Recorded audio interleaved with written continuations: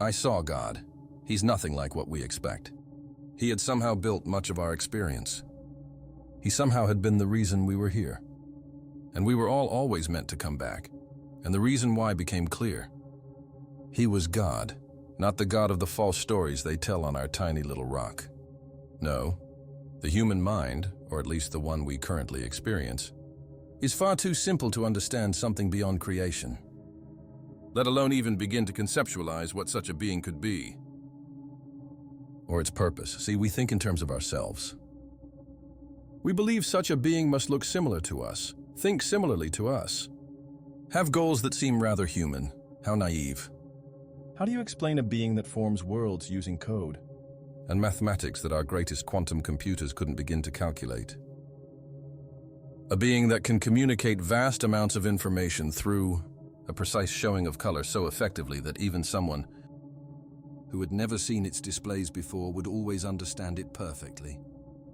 A being with an absolute understanding of our universe down to its most minute principles. This not only allows such a being the ability to predict all future events perfectly, but also allows it to adjust those principles as it sees fit. I'm sure that even the form I saw wasn't truly what it looked like. It was simply my mind's best guess as to what I was seeing.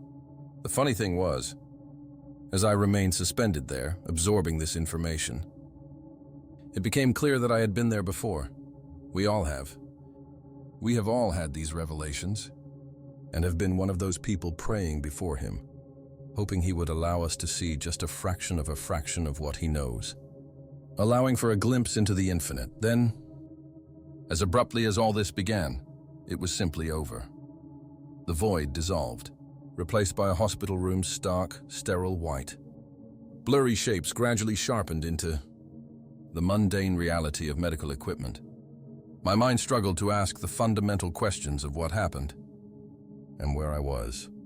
Of course, I didn't remember anything that happened. None of us do.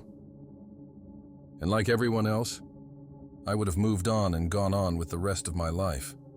But recently, I've had these dreams. I call them dreams, though they feel like a continuous, unbroken experience that sometimes bleeds into the edges of my waking perception. In them and back at that place, talking with the version of me I attempted to speak within the void.